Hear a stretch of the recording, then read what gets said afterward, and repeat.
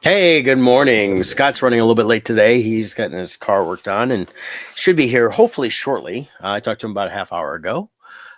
So I'm going to talk to you guys for a little while, but I am going to start off with our Team Titans video. So here is the ad for that. So when he gets here, we can just get into whatever. When it's time to hire a real estate team to help you buy or sell your biggest asset, you want a realtor who puts in the effort to train properly to help you win. You want a team that works hard to understand the current real estate market. A team that attends your home inspection with you and knows how to negotiate all the potential issues that may come up. A team that works together on all transactions, making us available anytime you need your realtor, including evenings and weekends. A team that understands what it takes to negotiate and win when there are multiple offers on the table. We have been training for this moment, the moment of making your real estate transaction a success. Who are we? We are Team Titans of Real Estate. Team Titans is ready to put together your playbook to win in this current real estate market. Call us at 586-232-5144 and ask for Scott or Jill. Together we can achieve more.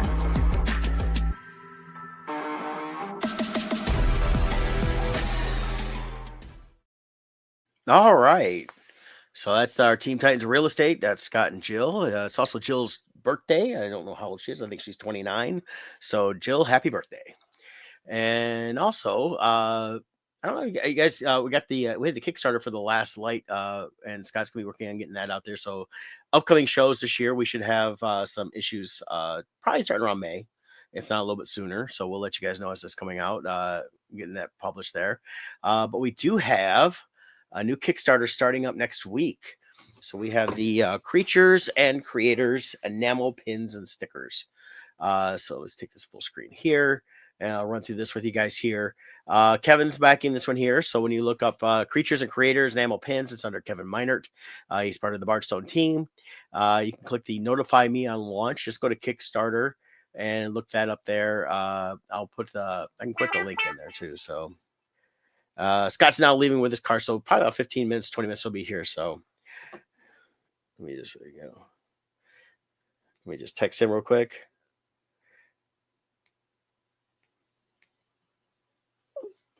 So, all right. So let's talk a little bit about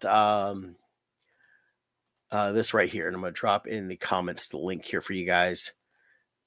So there's the link for the Kickstarter, which you can just go to kickstarter.com, look up Creatures, Creators, enamel pins. And it's going to have a bunch of them. We've had some of these out before, but they've been updated, colored, some great new context added to those. So we'll go through that. Done by Scott and Kevin are the designers on the pins for this particular Kickstarter here.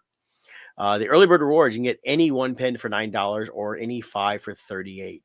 And what's your choices? Well, we've got quite a few here. We have the Cthulhu. It's in the greenish color. Then we have the white color. We have Poe. We also have the Nevermore as part of the Poe series of comics.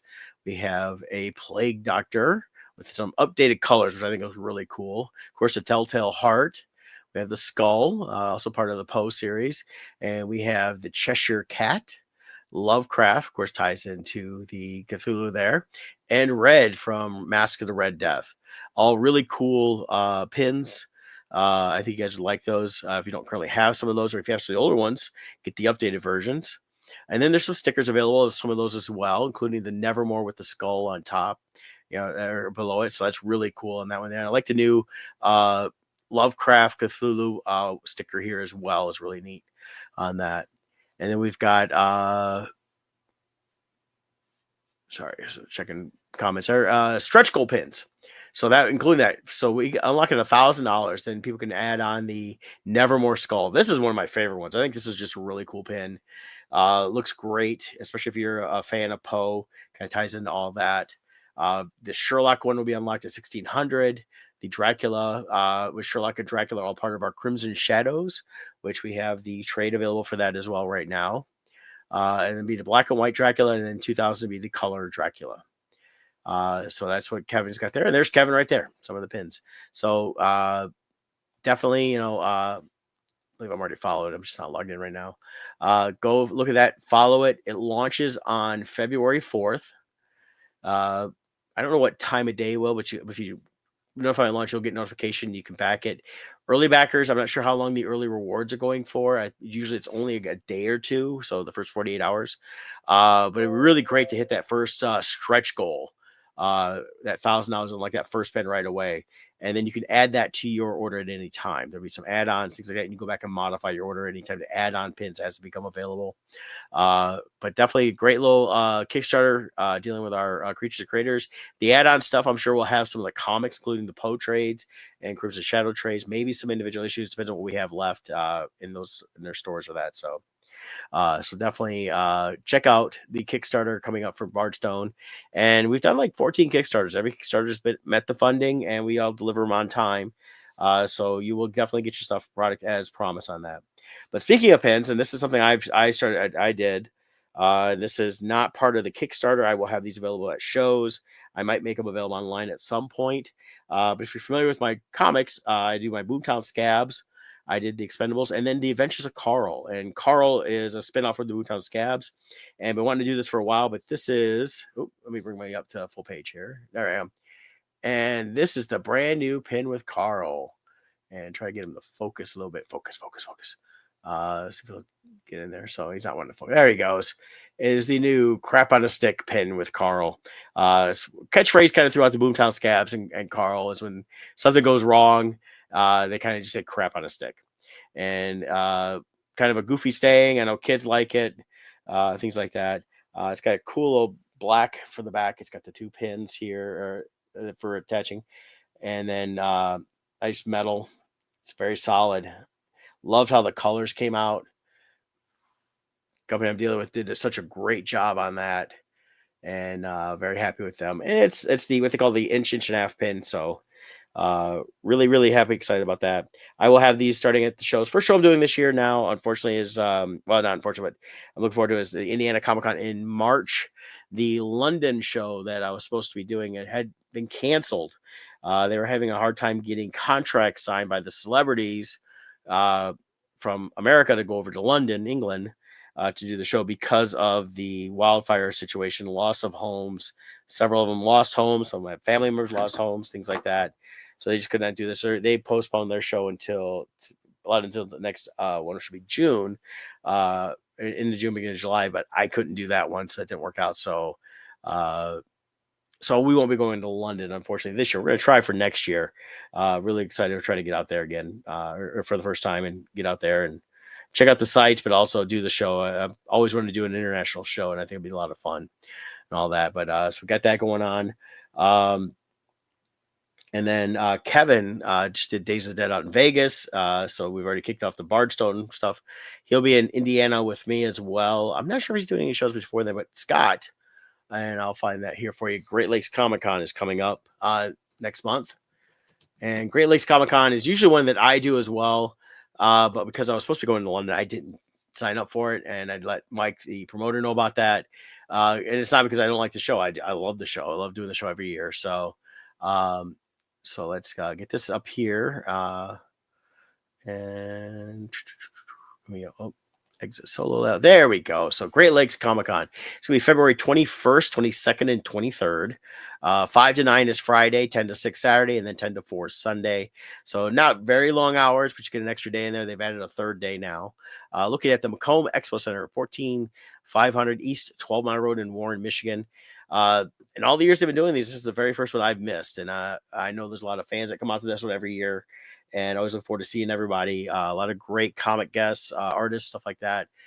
So let's take a quick look here at the scheduled guests here right now. I think this is great. Kevin, I've seen Kevin a few times in the last couple of years. He's still making the rounds quite a bit. I saw him at Great Lakes several years ago, but he's coming back. So if you're a Teenage Mutant Ninja Turtle fan, come meet one of the main creators, Kevin Eastman. He'll be signing books, things like that. I'm sure. I don't know if he's doing sketches, but you can definitely check out there.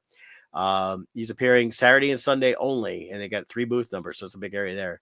Then you can meet Sam Jones from Flash Gordon, the Spirit Highwayman, Bounty Hunter, Season 1, SG1, Ted, and Ted 2. I think more people anymore know him from the Ted movies than anything else, unless you're a fan of the Flash Gordon film from way back, which of course that fits in my 80s movies that I love to have on my shelf. But definitely go chance to meet Sam Jones from Flash Gordon, and he'll be at booths 908, 909.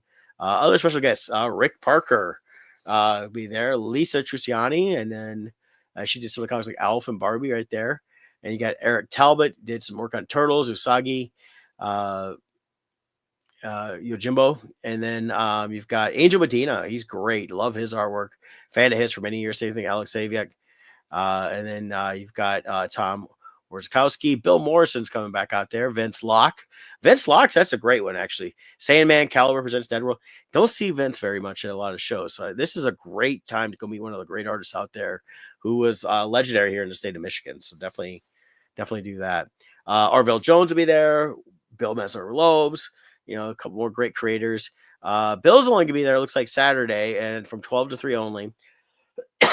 So a very short window to go meet him, get some stuff signed. If you're a fan of the Max from the 90s, he did that. He's worked on Flash. You can see there a bunch of other stuff. Wonder Woman, Journey. So great stuff there. Keith Pollard, Jason Moore will be there. Those are some of the featured guests on that there. And then for exhibitors, let's take a look here at participating exhibitors, see what they got listed here. We got 734 Designs, Pop Culture Signs and Stickers. Great guys there. See anybody else I know here right off the top of that. Dave Brown Jr. Go see Dave.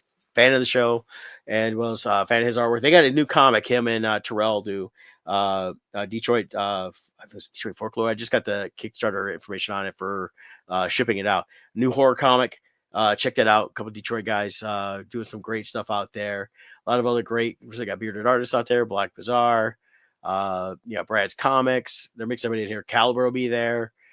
Bruce Gerlach will be there. Hey, I haven't seen Bruce in forever, so that'd be awesome if I was getting out there to see Bruce again. Capital City Comic Con will be out there talking about their stuff. Corey Smith Art will be there too, so definitely come check out Corey and all the fun stuff he's got going on. I'll see him in Indiana for sure. And then you got like a bunch of different ones. A lot of people, I don't know everybody that's out there because you get some new people coming out for me anyways. Some people may have hit other shows, and we don't always cross paths. So a lot of cool vendors. Funky Town Toys. Scott and I went there to Funky Town Comics one time to do Free Comic Day several years ago. Grand Rapids Comic Con talking about their show. You got Harris Brother Auctions, Heads Up Studio, Jay Brandt. Go check out Jay, friend of the show. Was on the show a couple years ago.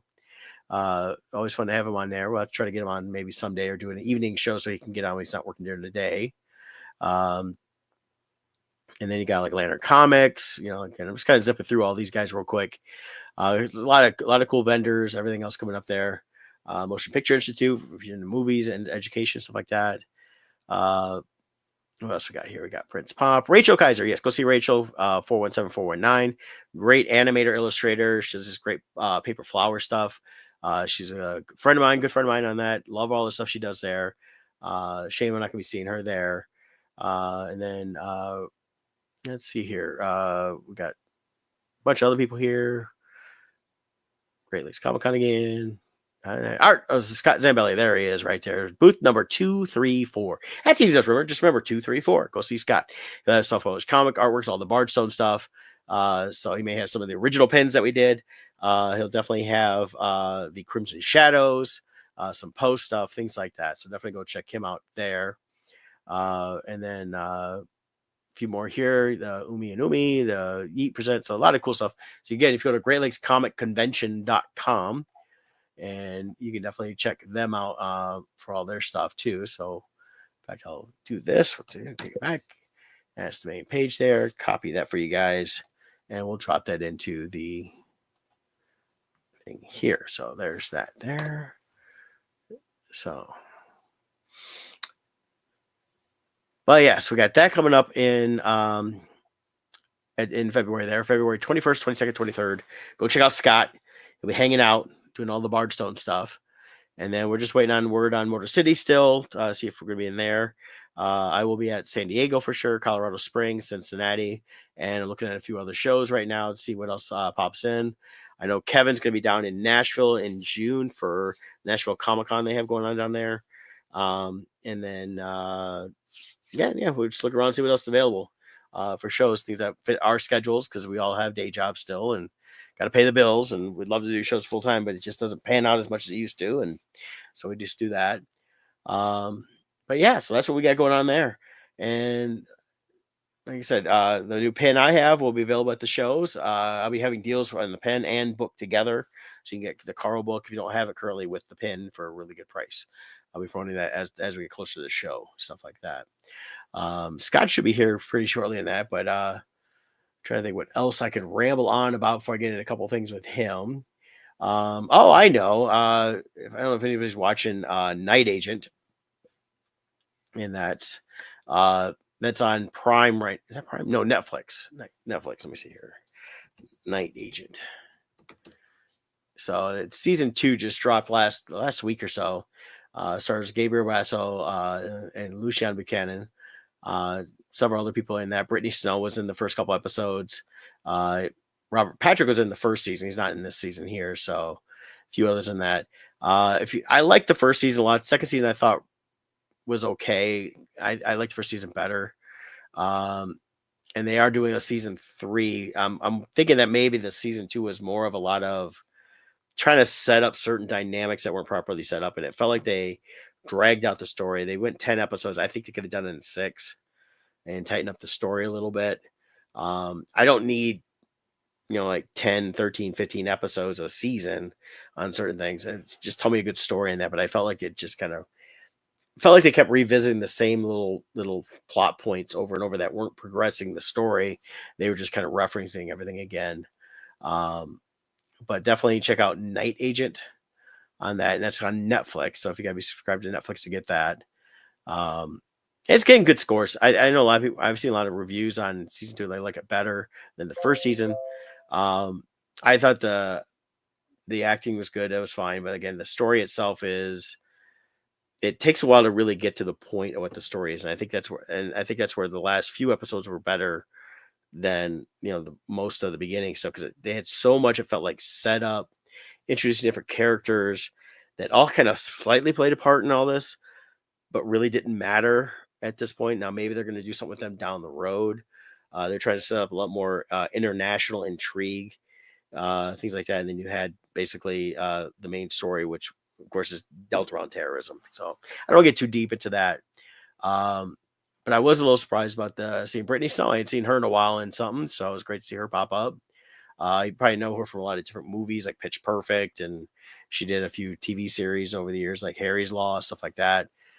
So I hadn't seen her in a while. So I was like, oh yeah, nice to see her on that. So definitely check out the Night Agent on that. So I keep going between my glasses then. Still fighting a little bit of a cough. I don't know if I mentioned last week. I had a little bout of pneumonia, and I'm better, but it's still taking a little while for the full feel 100%. So I'm still like probably like 85% right now. And this weather is not been the best when it's that real cold. We're getting some warm up here in Michigan. It's gonna be like 40 a couple of days, but we go from 40 to 25, then back to 40, which is always what messes me up when it comes to my respiratory stuff. So I got to definitely be careful on that. Stuff like that. So, but today, I am headed up to Flint, going to meet up with my buddy Kevin there, and we are going to go see Filter. I don't know if you're familiar with the band Filter. We'll pull up their page here. So they saw them live almost 2 years ago now, as part of the Rob Zombie tour with Alice Cooper. They're one of the openers. And I've always enjoyed their music, but man, they were great to see live. I'm going to see them in Flint in a smaller venue, and it's been great to see them up there. So definitely looking forward to that. This is their one of their most recent albums. They're known for the one song they're known for is "Hey Man, Nice Shot." That's one of the most popular songs they have. But they've had albums out for quite a long time. They've been around for a long time there. The lead singer, his brother is Robert Patrick, the T-1000. And I didn't know about that until just a couple years ago, but he was talking about when his brother had left a band he was in. It was forming Filter, and he was sitting in his house there in LA, and he was writing the song. And that was a pretty cool story when I heard that. I was like, oh, that's kind of neat. You were there when that, and the song gets played all the time on Sirius, because I listen to Sirius XM a lot while working, because I drive around so much, and it's just constantly just popping up everyone's. And it's a good song, so I definitely like that one there. So check out some of their other stuff. They have albums, things like that. But look forward to seeing them tonight. And then so in fact, their tour, if you're interested in, if you are a fan of theirs, there's a bunch like, so here's the one tonight. They're with Local H. That's a band that's gonna be open for them. Good band of that, but a couple of the locations around the country though, starting in Ontario, they got Jerry Cantrell. We saw him last summer with Bush. Oh man, he was fantastic. And that's Alice Chains. You got Boston, they got House of Blues, New York, Maryland, Pennsylvania, and then back with Local H again. So they kind of bouncing back and forth a little bit between a couple of the people. Been seeing that a lot with some of the bands. I think it's pretty cool, especially when they're doing the smaller venues, not doing big stadiums or outdoor venues, stuff like that. So they're a little more intimate shows, and great way. They got a nice little tour going on, going through like May right here. So very cool. Like they'll be down at the Temple Art Festival there in Columbus. It's about 3 hours or so from here. Over in Ontario, a couple of those Canadian shows, things like that. So very cool stuff going on there. Look forward to seeing them tonight. Look forward to seeing Local H. It's going to be exciting on that part there. I've not seen Local H live before, so I'm real excited to see them and go from there. I don't know if they're going to have any other bands. They've only announced those two, but sometimes you show up and it's like, oh yeah, we've got this local band or somebody going in. Hopefully it's somebody that I've not seen that could, we're like, it was like, concert we went to over the summer, a band called Bones out of the UK, was really good. They were the opener, did a half-hour set, really good. I picked up a couple of their I picked up their LP while I was there. They got the record. But there's Scott. There he is. I'm here. I'm rambling on. I talked about I already did the ad for Team Titans. Oh, awesome. Thank you. And I was rambling on about Great Lakes, since you're going to be there. So I've covered all that with your location. You're at number 234. Oh, see, I don't even know that. Yeah. It was on the website, so I was going through who was going to be there and all the cool sweet. And then I did talk a little bit about Night Agent. I don't know if you've watched that before on Netflix. Second season came last week. Oh, okay. I think I started watching the first. Is it the guy who was Rob Stark in Game of Thrones? Isn't it? I don't know if he was Rob. No, was Rob. I don't. Was he Rob Stark? I don't know. He's the one that starts off where he ends up working in the basement of the White House as a night agent, where they take the call, and then he gets pulled out on this thing. Yeah, as an outdoor agent. So this is the second season of that. Okay, so. I forget who's in it, but I started watching for whatever reason. I fell away from it. If I remember right, I liked it. Yeah, I liked the first season. The second season I just finished up, and I was mentioning I thought that they could have condensed it down to 6 episodes. I felt like there's a lot of redundancy of the same thing over and over. Yeah. It was almost like they wanted to go 10 episodes. I guess season 3 is coming fairly soon as well. I mean, probably maybe like later this year or something like that. I saw something pop up online about that. But it just kind of felt like it was going on just too much, just like the same thing, dragging out. Episodes are like, okay, come on, get to the point here. And then they finally, last 2 to 3 episodes were actually the best of the whole series for this season.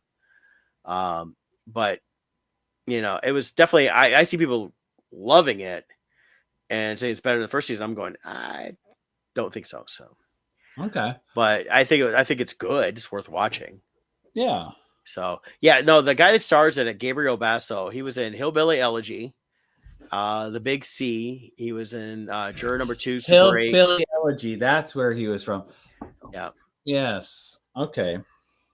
I didn't actually see Hillbilly Elegy. I haven't. It's on Netflix. I've been meaning to watch it. I just haven't watched it yet. He plays JD Vance. Right. So he played in that stuff. Well, it's got a good cast: Amy Adams, Glenn Close. It's based on his book that JD Vance wrote. So, and it came out in 2020, I guess. The show I was thinking about when I said the actor that played Rob Stark, he's in a series called Bodyguard. Okay, that's what I was thinking of. That I started watching and then just didn't finish for whatever reason. So, I have not seen Night Agent. Night Agent. Okay. I liked it. I liked the first season better. I think though there's more promise there. I think the second season, if they're doing a third one so quickly, the second sounded like they may be setting up.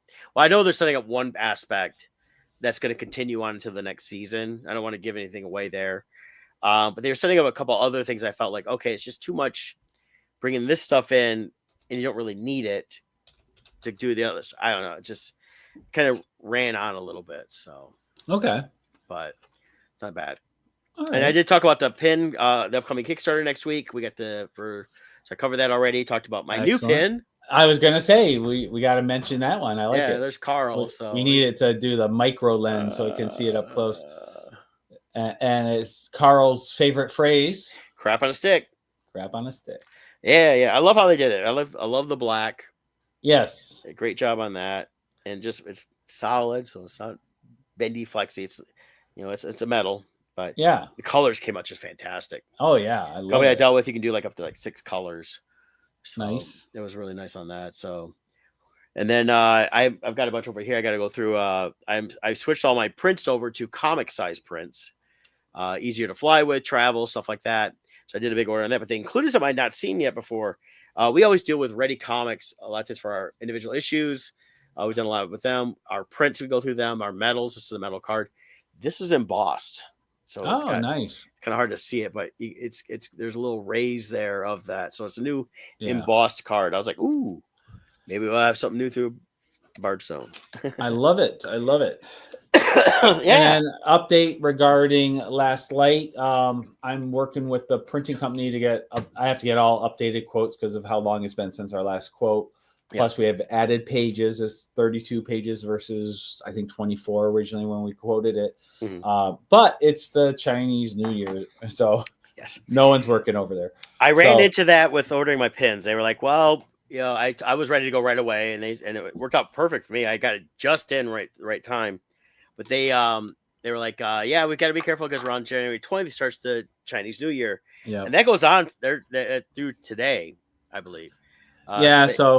So it's I a think friend of next mine. week they said they would call me. Yeah, a friend of mine is Chinese, and she's going. They're celebrating today, and for Chinese New Year, and so I was like, okay, so yeah, so I wouldn't be. They said if you don't get it in by this date, which I did everything that same day pretty much because I knew what I wanted right away. So once I got everything finalized, they sent me the picture, the digital. I was able to get it going right away, and I still didn't expect to see it until at the earliest would be like another week or two, and I got it last week. I was surprised how fast it shipped. The funny thing is, it shipped. It'll take like a week to get there. 2 days later, it's at my door. And I was like, what? And it came from China. So I was like, FedEx picked it up and it's like, Brett needs his pins. Let's get him his pins. Interesting. So I had it right away. I think Makes it was me just, wonder if they have like a 3D printing facility nearby or something. Like that's a fast turnaround. well, it said it came from China. So where they make them at. Yeah. So, and it's a company I Wow. see online all the time. Wizard Pins. That's who I dealt with. Really great to easy to deal with. They were easy to work with.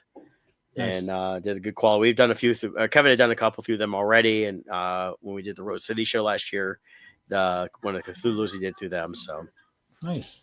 and then I did wish Jill a happy birthday. So she's Yes. 29 today. So Yep. Happy birthday, Jill. yeah, I did my happy birthday post this morning to her. that's the only reason I knew it because I was going through Facebook. Oh, it's Jill's birthday. I hadn't looked at anything with birthdays or anything like that. So Yeah. but Yeah, and at our end, we've been just busy. We've got a couple deals we're in the works, but spring's right around the corner, so Mhm. we're just ramping up that kind of stuff. But And and then I've been working on my condo a lot. yeah, it's looking great. Yeah, it's coming close to being done. Thank God. All the cabinets are installed. Yesterday they measured the granite, and they called today. The February 12th will be the install date. Okay. And then between now and then, the appliances are arriving this weekend. We're finishing the full bath, and then we'll move on to the half bath. So I think everything will be fully done in 2 more weeks. Oh, you'd be looking at moving in then. Yeah. So it's been quite the learning experience. My brother's been a huge help. He's got a lot of experience. I always say, I know enough to be dangerous. He knows enough to be safe. And so, and I know enough to get it done right after 3 or 4 attempts. Yeah. He gets it right the first time. There you go. But so it's been fun. This is really our first time ever really doing a big anything together like this. So it's been fun getting to see him every day and working together on this. So it's been a lot of fun. Yeah. So now I'm just and then I go into full panic mode to pay off all of the stuff. And I'm about $25,000 in for the renovation. So, but I've been able to get a bunch of interest-free financing through different ways and stuff for anywhere from 12 to 24 months. So that helps.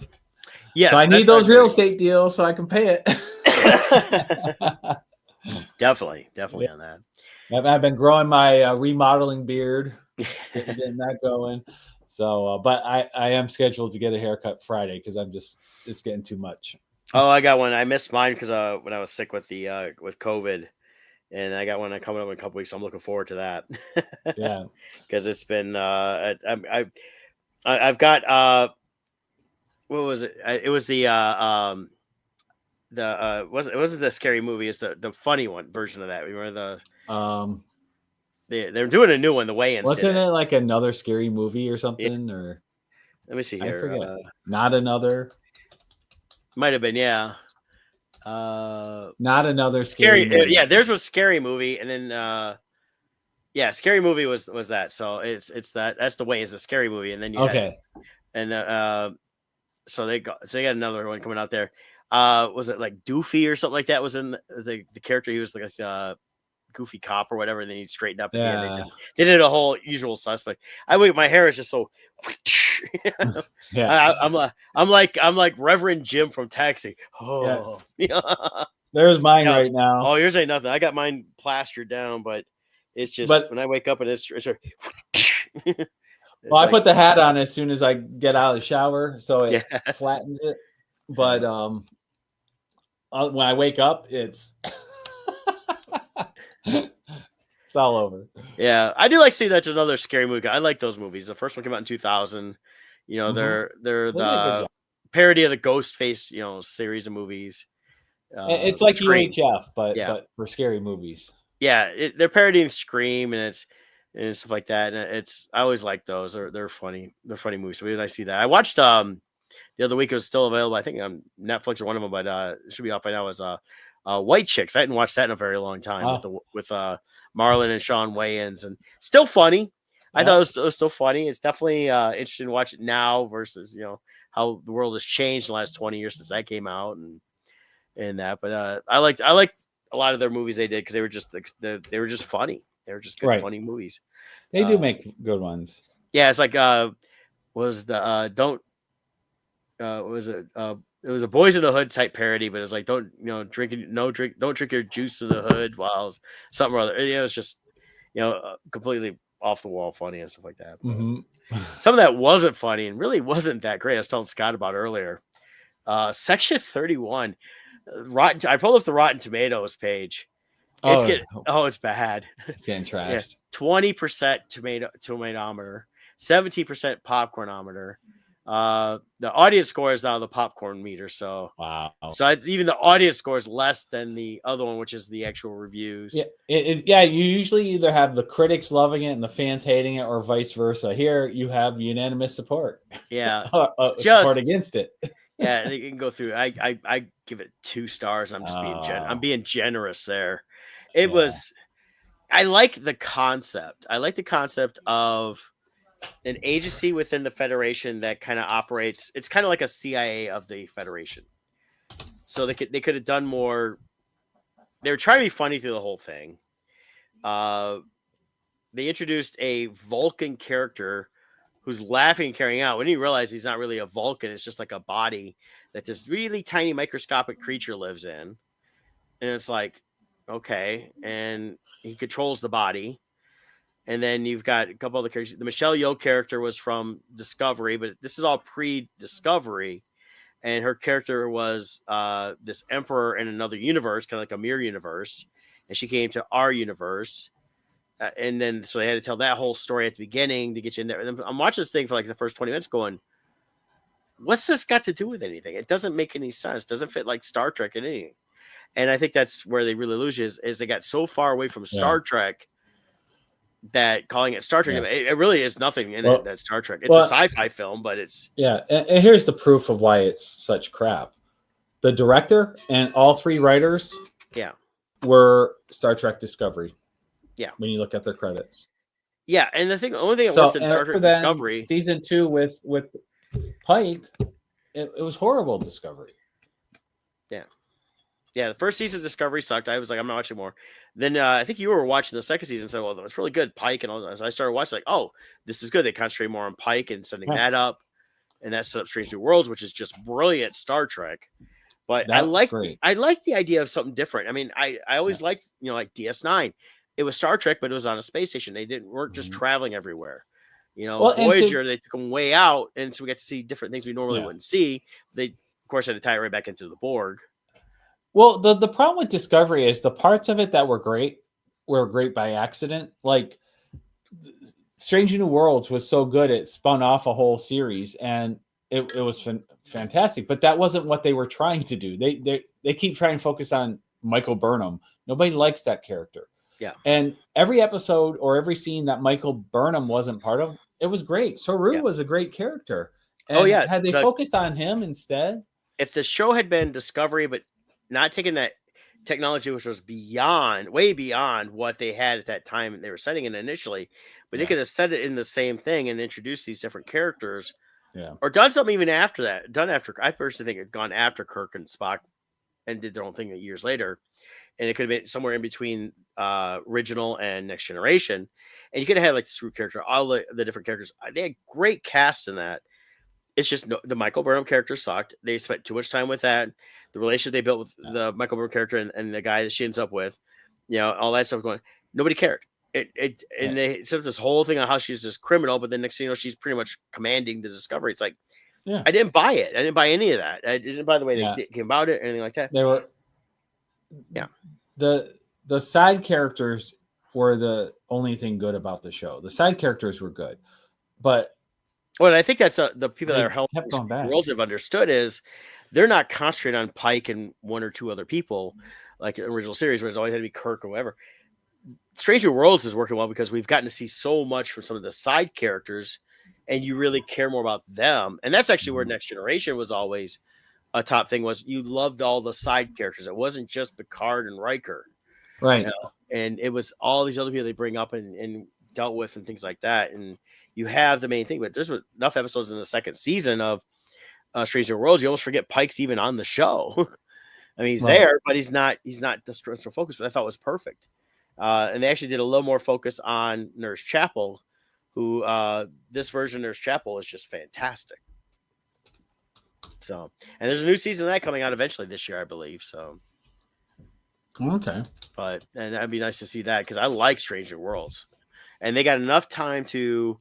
We know what happens with Pike when they tie it into the original series, but we don't need them to rush to get to Kirk being a captain or doing all that stuff again because there's enough story to tell within this that it really works out great. Yeah. So. Oh, very good. Yeah. So I watch it if you want. I don't recommend it as Star Trek, and the way they did it, it felt like it's like 4 episodes put together to create this movie, and like I said, the cast wasn't horrible. I mean, one of the guys, Sam Richardson's from Detroit.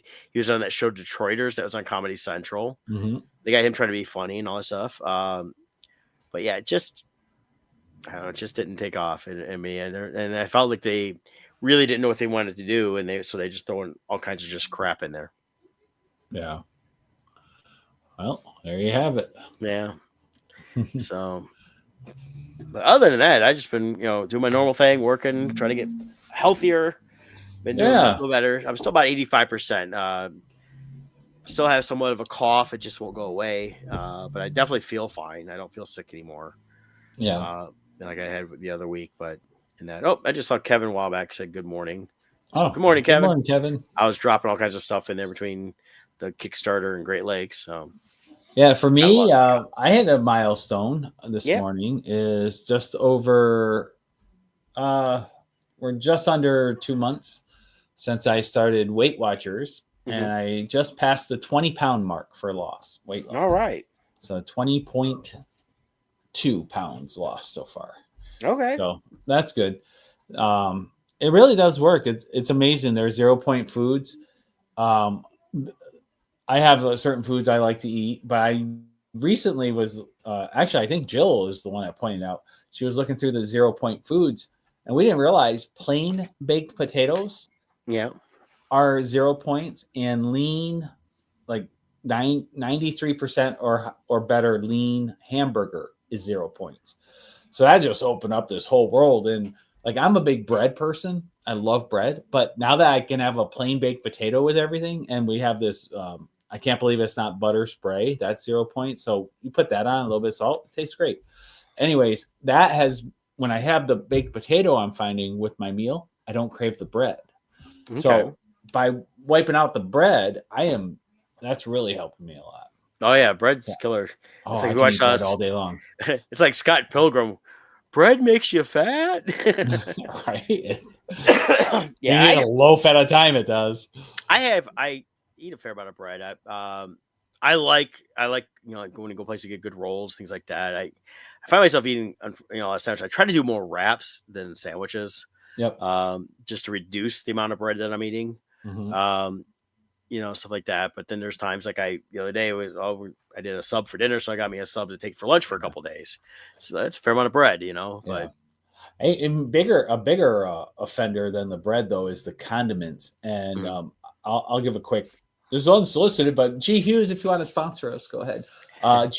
There's a company called G Hughes. It's a guy's name. He does a line of like no sugar added barbecue sauces and ketchups and stuff, and those are all 0 points. They taste phenomenal. A lot of times I don't like those kind of things. They don't taste right. I would eat not even knowing they were no sugar added. So those are also a big help. And you say no sugar added, but it's not a sugar substitute in there, right? Like I don't know. I have to look at his label to know, but a lot of times it'll have like the no sugar added pineapple chunks I eat. It's monk fruit that they use instead of sugar. Okay. So the monk fruit sugar, your body. But they're not using like the aspartame or no, not that. Okay, artificial sugars they've created to give no sugar. Monk fruit, erythritol, and stevia. Those are ones that your body it tastes good, but it doesn't like aspartame. Even though it's 0 calories, it does something where the body still processes it like a sugar, so it can actually build fat with aspartame. It's a weird thing. Well, I've seen that with several things. Like they did was the Super Size Me guy did another one. He talked about like diet sodas. A lot of people don't realize you drink all these diet sodas, your liver and all that still processes it as sugar. Right. So a lot of people are like, oh, I don't have any sugar, but it's the fake sugar. It tricks your body enough to it acts like you had real sugar. Yeah. And then it processes stuff like that. That's why. With the added benefit of cancer down the road. Yeah. Well, and that's what gets me is when people say I'm trying to lose weight. And I'm like, well, you're drinking all this diet sodas. You need to quit the soda entirely. And they're like, well, there's no sugar, no calories. It's like, your body still thinks it's calories. So. Yeah. The best ones I have found, and they work well for me and they taste good, is monk fruit, erythritol. I know I'm saying it wrong, and stevia. Okay. Those ones keep your body in ketosis, which is fat burning. Whereas aspartame, even though it's 0, your body will come out of ketosis because it thinks it got sugar. Okay. So yeah, those are the 3 I recommend. I'm sure there's others, but like monk fruit is a natural thing. It's not a chemical made up thing. So. Well, and that's where I think you got to watch this all this stuff. That's why, even though I'm definitely overweight and could lose some weight, it's if I'm gonna have a soda, I have a real soda because I'd rather have the regular soda. Although even the regular stuff, they use the corn syrup instead of cane sugar, and cane sugar is actually better than corn syrup. Right. But I don't drink a ton of soda every day. I maybe once or twice a week at the most, and I try to limit that. Yeah, I believe if you want to go the real sugar route, sugar in the raw, I think, is the natural cane sugar. Yes. Yeah. So that Not And as our bodies are processed. made to process real sugar. So, same with fats and everything else. It's moderation. That's where the Weight Watchers comes in. Is it forces you into moderation, whereas I can eat a lot of food still. It's just it forces me not, like, I see the stuff I would eat. Like, I get 31 points in a day. Mhm. And like me and my mother went to Red Robin last night to eat dinner, and like the cheeseburger alone was 40 points. I get 31 points for a whole day. Yeah. And a plain cheeseburger was 40. I'm like, whoa, not getting that. Yeah. No, that's the thing. You got to decide on that lifestyle. I've done those over the years, and Yep. then I stray away from them and come back a little bit here and there. So. Yeah. But That's life. it's all about figuring it out, what balance you can have, and You go to and fro. yeah. But that's about it on my end. Yeah. Oh, I know. Last thing, NFL. Oh, yes. I think the theory is still going on. That they've already rigged all the games with the logos. So with the logo this year, it's the red and green. And what do we have? We have a team with red and a team with green. Yep. So I'm saying is go Eagles. Yep, I'm rooting for Eagles now. Of course, my primary team was the Lions. My secondary team was the Buffalo Bills. Mm-hmm. Now it's anyone but Kansas City. Well, I think what it is, and they'll still have good ratings, stuff like that. But so many people are posting, not even going to watch it. They're just tired of it. The thing with some of this, Mahomes is a good quarterback, and I like Mahomes well enough, but he knows how to exploit the system, and the system's allowing him to do that. And they need to make some changes. One thing you talked about, I heard a couple different times now, is the quarterback slide. It's one thing to go down, but he's really good at, I'm about to get tackled, so he starts sliding, and then they call against the other team. Yeah. Because they end up like helmet to helmet or something like that with him, and he does it on purpose. And now they're going to review this thing like, hey, if these guys are going to start sliding last second when they're about to be tackled, that shouldn't be called. And they're going to review that this year. They're mainly because of Mahomes. Well, the other problem is quarterbacks, and I believe Mahomes does it too, is they start faking a slide, but then so that the defender lets up, but then they keep running. Well, and that's part of his slide thing. And I think it all fits in the same thing. It's just so then he gets a couple more yards because the defender's like, oh, he's about to slide, I can't hit him. Well, and that's the whole thing with the helmet to helmet rule, which I understand. You don't want targeting something like that, but that he pulled out a lot of those. And if somebody's already midair to tackle and then you start your slide, no one can stop themselves in midair. That's pretty much what it is. If you watch it, it's like, there's a couple times watching, it's like, wait a minute, that shouldn't have been called. Yeah, if you have to go frame by frame to decide that, no, the human brain doesn't process information that fast. Yeah, they're going to look at, there's some, the NFL is going to start reviewing that. So we'll see a new rule, I think, associated with that. Yeah. The other thing is, there is sometimes, and it's like this in all the sports, is they have their favorites, and Kansas City is their favorite right now. And there's sometimes I watch these calls, like against the Bills, it's like, wait a minute, come on. Well, and when you have every major quarterback who's now retired, all speaking out like, okay, that was ridiculous. They should not have called that for Mahomes. Yeah. He's an active runner on the field at that point. Like when every quarterback is in agreement, I didn't hear anybody siding with Mahomes. No. And that's what I'm seeing is so many people are posting. A lot of people I know mainly around here because the Lions aren't in there, but they're like, this is not. I mean, I like the Eagles. I'll watch because I want to watch the Eagles win, and I really hope they do. But it's they're just like, I'm not even going to turn on the Super Bowl. Not going to deal with it. I'm going to give them my ratings or nothing. It's just, I understand that it's not what they wanted. People really wanted, the Lions and Bills. Yeah. Lions just didn't pull it out, and it happens. And but they had a bad game.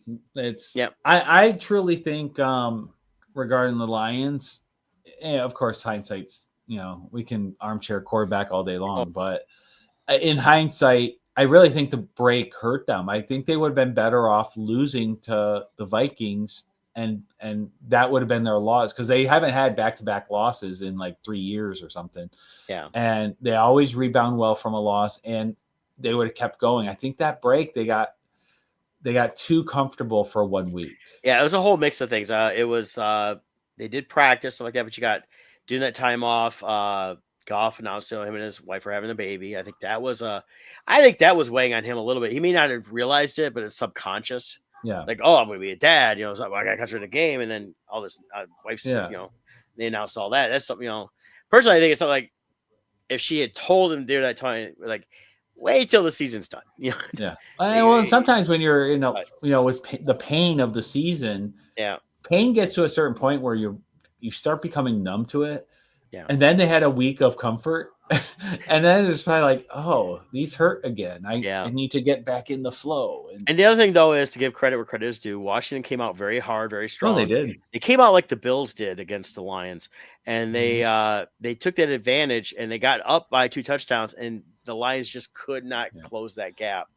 And that's where they had trouble. And everyone, I know a bunch of people were blaming Goff, and there's, as much as we had the Jared Goff chance all year, then all of a sudden afterwards, like, oh, he should be gone, get rid of him. I was like, no, he's a good quarterback. That's absolutely ridiculous. He had a rough game, bad game, and he's still a leader of the team. And the first thing he did was come out and say, here's where I screwed up. Yeah, but you know what? If you're averaging, what was it, 35, 40 points a game, the problem isn't you. Yeah.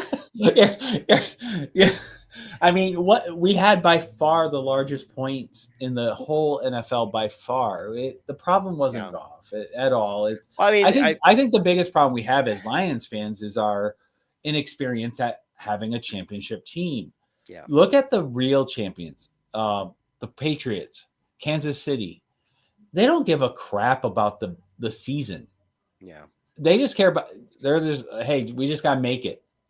And there were many times where Brady finished in the middle of the pack, but they finished as champions. It's all about where you finish. It doesn't matter. We were so focused on being the best team in the season, which is a good thing with the bye help supposedly helps and stuff. But for the most part, I think as fans, we were concentrating on that. But the team itself was going game to game, and I really think that week off really hurt.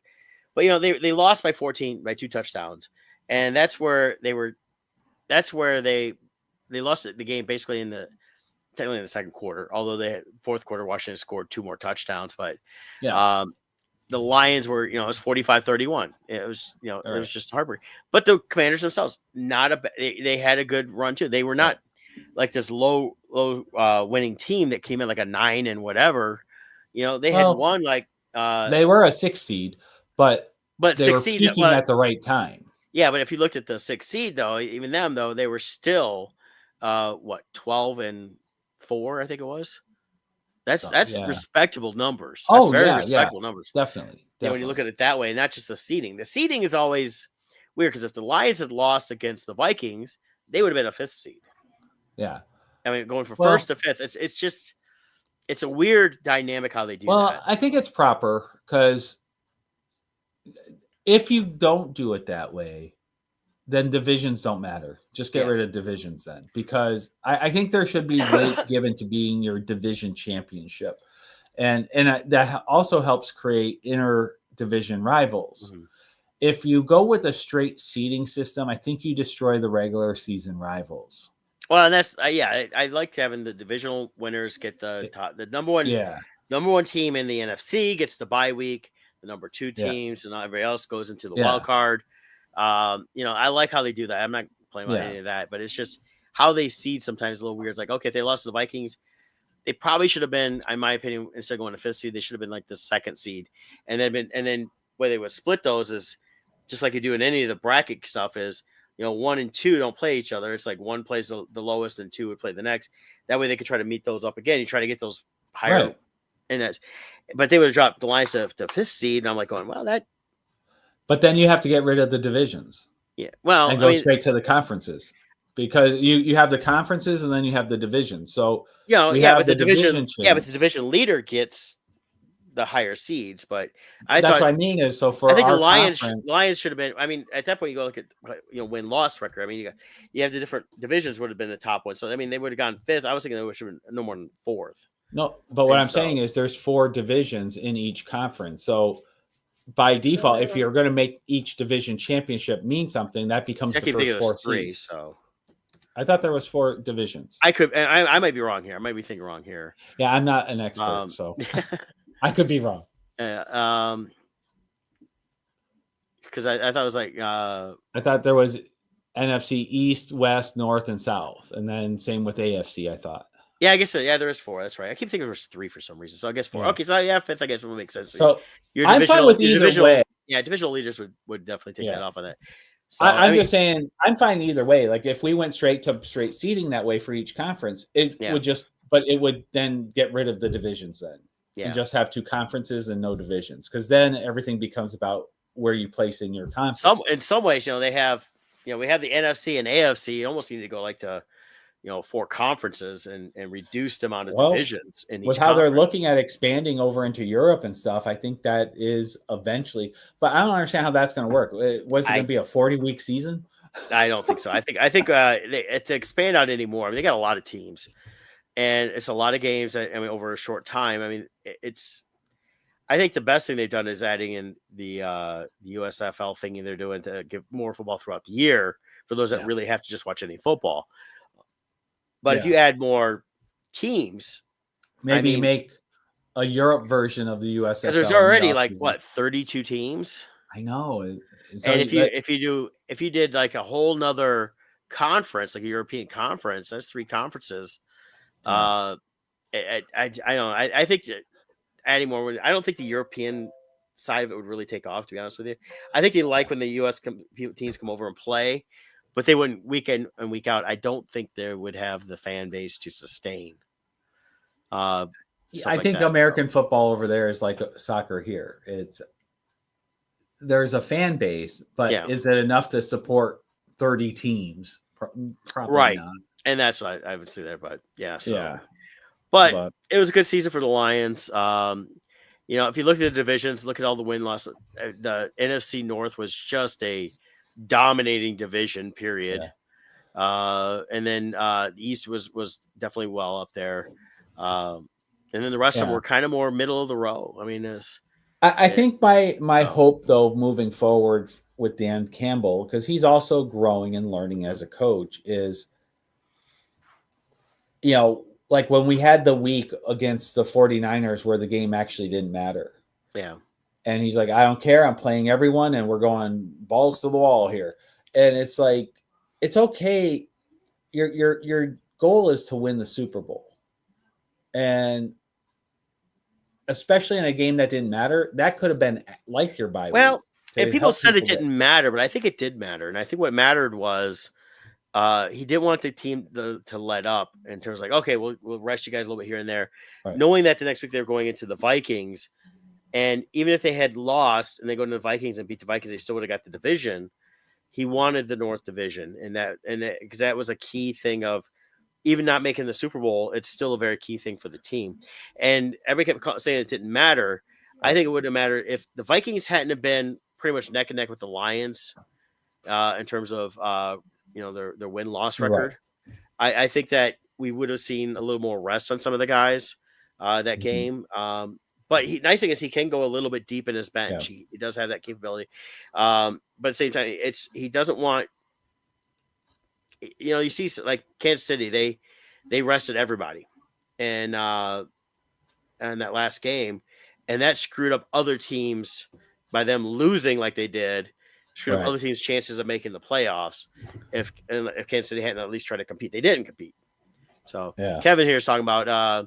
A London team makes sense. Yeah, I can see London, New York, to London, same as New York, Seattle. Well, that's another thing to consider too. Is if you do Europe, Europe is tiny compared to the U.S. I mean, their whole countries are the size of our smallest state. Some of them. So you would have to, if you did Europe, it really would be only a couple teams. You couldn't do 30 teams over there. London would be one. London would work. I could see Germany. Maybe Germany. Germany's possibly Barcelona if they wanted something like that. You'd have to spread out. We need a Russian team. Yeah, the Russian would never happen. They'd be always getting suspended for steroid use. And I think if they were to do a permanent international team, London would be the one to start with. But again, they get a good crowd for a game or two. Would the fan base be there sustain that, because they spend all year on their soccer, right? So if we did a London team, obviously you can't create a whole conference for one team. So what NFL team do we eliminate to have in London? They wouldn't. It would be more of a Cleveland? No, I think Cleveland's fan base would be mad if they Let's lost see. another team. Oh, well, if we're going with fan bases, let's see. Who's the one? Well, Raiders are always moving. Well, I don't Let's see see, them doing. Rams. They just Rams also. Yeah, they got Pete Carroll would have just signed up as a quarterback for that, or not quarterback, Yeah. coach for them. No, I think that it'd be tough to just take a team and say, okay, we're going to move them over there. I mean, it maybe Jacksonville, something like that, Okay. or I'm Carolina just saying, Panthers. if we had to eliminate, If they had to eliminate, maybe Carolina Panthers. I mean, I don't, something like that, maybe. Yeah, it'd be interesting. So it'd be tough. Is it? Kevin says add 2 teams in Europe each. Okay. Each would have 8 home games. Yeah. And they could do that and just they have to add it to one of the divisions. Then I vote for Germany and London. I think Germany would be more like the Philadelphia Eagles. Like they'd be the ugly, rough and tumble team, and the London. Well, the thing too, though, is when you go over to Europe, though, is you might get a few players from over there. Majority of the players that would end up there are going to be from here, from the colleges and stuff like that, and they're going to be American, because they don't have American style football as a big deal over there, right? It's very minimal over there right now, and it would not have the pool of players to pull from, but it would give more players a chance to play. So I don't know. It'd be interesting. What do you name? What are the name of those guards that guard the Windsor Palace with the big hats? The King's Guards. Or if it's a queen, there's Queen's Guards, but it's the King's Guards right now because of Charles. So it could be the London Guards. It could be their name. Well, I was thinking the London Rippers would be a great way to go. The what? London Rippers. The Rippers? What's a Ripper? Jack the Ripper, dumbass. Oh. I thought you were talking about like farting or something. Jesus. They're ripping them. Yeah. You get a guy with a knife. Yep. Yeah, Kevin was in France, and football games are on everywhere. I do know France is big on American football because of my buddy Matt is from France, and he was huge on when I first met him on as a Raiders fan and football, and he even played for Maryland when he was over here and played a little bit over there. They do have some football over there. Like I said, it's just not as widespread. So yeah, but. Very cool. Well, I do like Kevin's idea though. Yeah, if you do 2 teams, that gives each of them 8 home games. Yeah, and, they just have to. They'd have to realign all the divisions though. Yeah, you'd almost have to find a way to do 4 teams, and then add 1 team each into each, or 2 teams on each side, AFC, NFC, and then you'd have to realign the divisions and make them instead of having 4, go like to 3. Yeah. So and then the Greece Spartans, or something like that. Yeah, Greece would never be able to afford one. It'd probably have to be like London, Paris, somewhere in Germany, and I would think like Barcelona. Oh, there you go, Barcelona. 4. I could see that. I think it would work in Barcelona. Yep. Of course, right now they don't like any tourists coming in right now. So the problem they have though is like when their soccer teams play, they all riot against each other. So I don't know. Would the NFL want to deal with that? Yeah. We wait till we're out in the streets to riot in America. We don't do it in the stadium. Yeah. Well, hey, we should pick this up again next week because I gotta get ready to get out of here. Yes. I got an appointment, but hey, talk to y'all next week, and we'll figure out something to talk about. I don't know what, but see y'all later. Bye. Bye.